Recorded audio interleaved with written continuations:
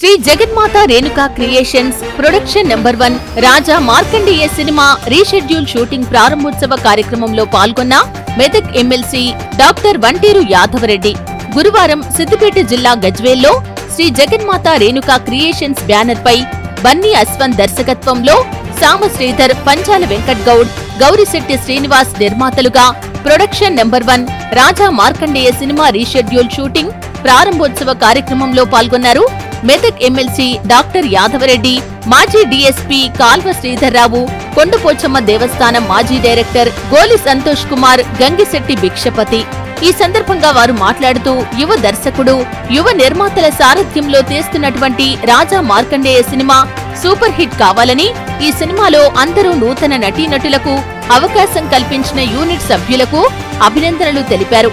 ఈ కార్యక్రమంలో సినీ నటులు తేజస్, నగేష్, శ్రీనివాస్ నాయుడు, ప్రత్యూష, దేవిక, సింగర్ నవీన్, ప్రశాంతి, మహేష్, రాధా, జోష్న, రమ్య, సాయి, శంకర్ నాయక్ తదితరులు పాల్గొన్నారు. ఈరోజు గజ్వేల్ మున్సిపాలిటీ పరిధిలోని ఎక్స్ డిఎస్పీ డాక్టర్ శ్రీధర్రావు గారి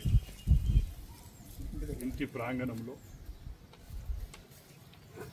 రేణుకా జగన్మాత క్రియేషన్స్ వారి బ్యానర్ పైన రాజా మార్కండే అనే సినిమా షూటింగు చేయడం జరుగుతున్నది.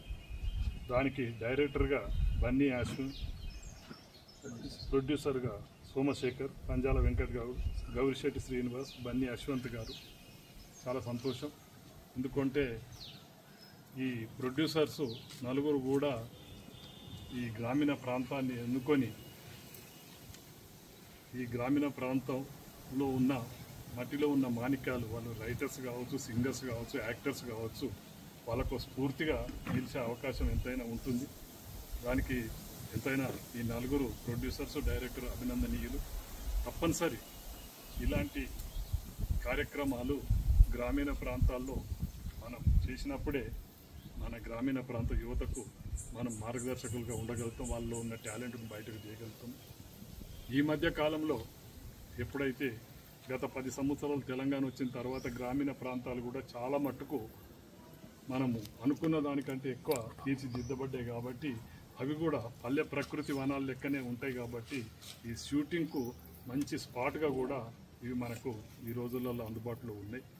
చెరువు కట్టలు కానీ, పార్కులు కానీ, పాత పురాతనమైన భవనాలు కానీ, ఇలాంటి చాలా ఇటువంటి సినిమాలకు ఏదైతే సోదరుడు మంచి రాజా మార్కండే అనే టైటిల్ పెట్టుకొని అన్నిటిని మేళవించి, అటు గతంలో మార్కండే స్వామి ఎట్లాగైతే అమరుడు మనందరికీ తెలుసు, చరిత్ర మనకు చెప్తుంది.